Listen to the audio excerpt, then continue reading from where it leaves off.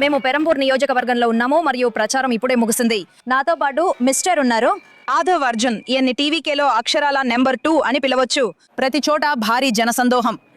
ఒక రకంగా తిరునల్వేలి మరియు ఇతర చోట్ల పెద్ద సంఖ్యలను చూపిస్తూ మనం చూసిన వైరల్ చిత్రాలు. కానీ ప్రజలు ఈ ప్రశ్న అడుగుతున్నారు, మీరు 20%, 25% వద్ద ఉంటే మీరు 35% ఓటర్ల వరకు చేరుకోవాల్సిన అవసరం లేదా? అది ఎలా సాధ్యం కాబోతోంది? కుటుంబ ప్రభంజనం అంటే ప్రతి ఇంటి తల్లి మరియు సొంత కూతురు మరియు కొడుకు మరియు తండ్రి ప్రతి ఒక్కరూ వస్తున్నారు. వాళ్ళు మార్పును కోరుకుంటున్నారు నిజానికి. అందుకే వారు ప్రతి నగరాన్ని స్వాగతిస్తున్నారు. నాయకుడు ఎప్పుడు ప్రచారానికి వచ్చినా, ముఖ్యంగా మీరు 2 రోజుల క్రితం చూడవచ్చు, తిరునల్వేలి మరియు తూత్తుకుడిలో 10 లక్షల కంటే ఎక్కువ మంది ప్రజలు గుమిగూడారు. దాదాపు 70% మహిళలు గుమిగూడారు. నిజానికి పురుషులు కాదు, అది 70% మహిళలు.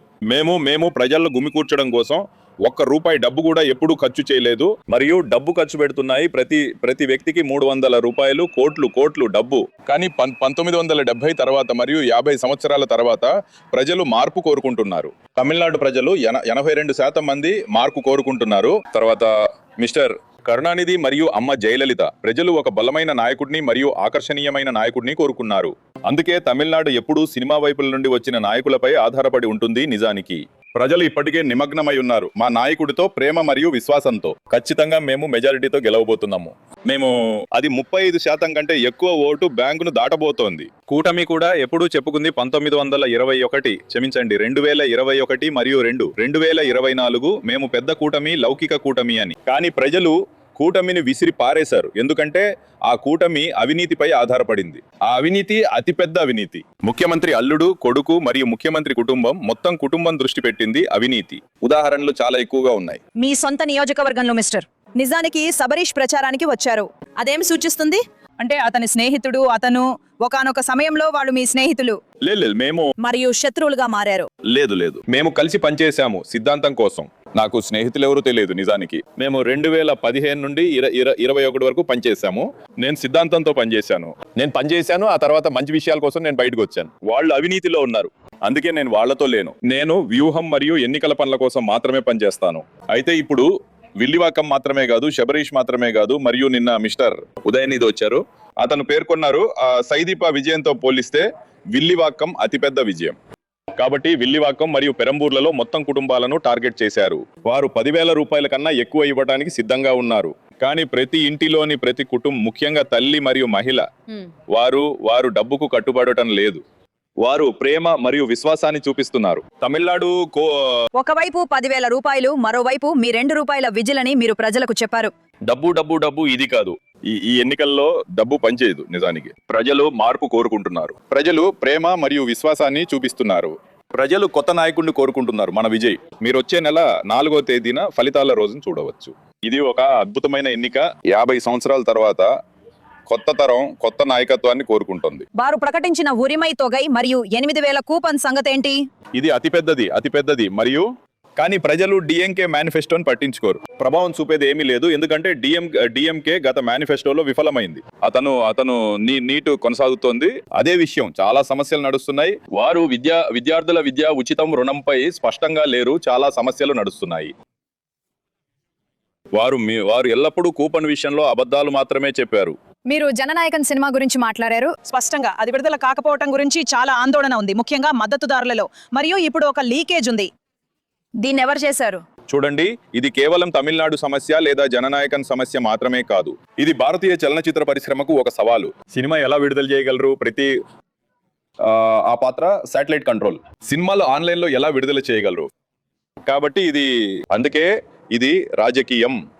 మన వాళ్ళందరూ ప్రత్యేకంగా కేంద్రం మరియు రాష్ట్రం వాళ్ళు కలిసి ఉన్నారు. ముఖ్యంగా మిస్టర్ ఎంకే స్టాలిన్ ఈ సినిమాలు విడుదల మరియు లీకేజీలను ప్రారంభించారు. ఖచ్చితంగా ప్రజలు పరిష్కరిస్తారు. ఒక్కసారి మా నాయకుడు, ఒక్కసారి మేం ప్రభుత్వాన్ని ఏర్పాటు చేస్తే సినిమా 100% థియేటర్లలో విడుదలవుతుంది. ప్రజలు న్యాయం చేస్తారు. కాంగ్రెస్ తో మీ సంబంధం ఏమిటి? ఆల్ ఇండియా మహిళా కాంగ్రెస్ నాయకురాలు దాదాపుగా డిస్మిస్ చేయబడ్డారు నేను అనుకుంటున్నాను.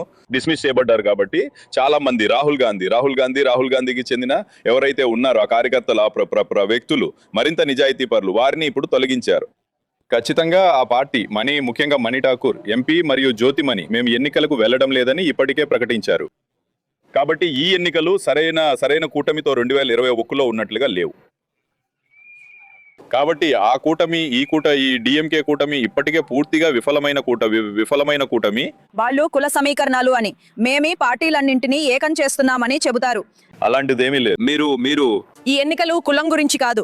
కాదు మీరు తిరునల్లు వెళ్ళి తూత్తుకుడిలో చూసారా? చూడండి, ఎప్పుడు దక్షిణాది ఒక కుల సమీకరణం అని చెప్తారు. కానీ తిరునల్వేలిలో 10 లక్షల కంటే ఎక్కువ మంది ప్రజలు కులం గురించి దేని గురించి ఎప్పుడూ పట్టించుకోలేదు. కాబట్టి ప్రజలు మార్పును కోరుకుంటున్నారు. డిఎంకే ఎప్పుడు కుల రాజకీయాలు ఆడింది. ప్రజలకు అభివృద్ధి కావాలి. ప్రజలు మంచి విద్యను కోరుకుంటున్నారు. ప్రజలు మంచి ఆరోగ్య పరిశ్రమను కోరుకుంటున్నారు. ప్రజలు కోరుకునే ప్రాథమిక అవసరం ముఖ్యంగా దక్షిణంలో విద్య లేదు, ఉపాధి లేదు.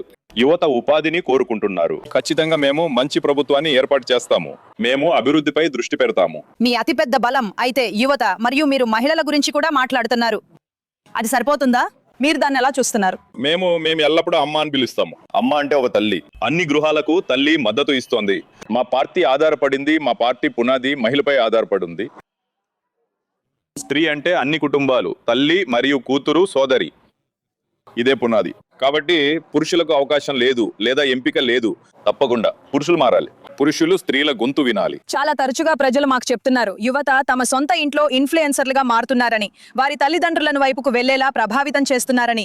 చూడండి, తర్వాత 40 సంవత్సరాల తర్వాత 10 సంవత్సరాల తర్వాత పిల్లలు రాజకీయాల గురించి మాట్లాడుతున్నారు. అదే తమిళనాడు రాజకీయాల విజయం. ఇప్పుడు గేట్ తెరిచింది.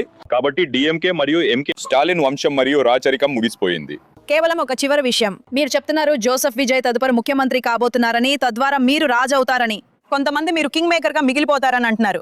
మరికొందరు మీరు ఓటు కట్టర్ అవుతారని అంటున్నారు. దీనికి మీరు ఎలా స్పందిస్తారు? మా నాయకుడు ఒక రాజు కాదు మరియు ఒక కింగ్ మేకర్ కాదు. మేము సామాన్యులం. మా నాయకుడు సామాన్యుడి ప్రభుత్వాన్ని ఏర్పాటు చేస్తారు. రాచరికం మరియు రాచరికం, తమిళంలో మేము రాచరికరికం అంటాము. అది ముగిసిపోయింది. ఇకపై తమిళనాడులో రాజు మరియు కింగ్ మేకర్ ఉండరు. ధన్యవాదాలు.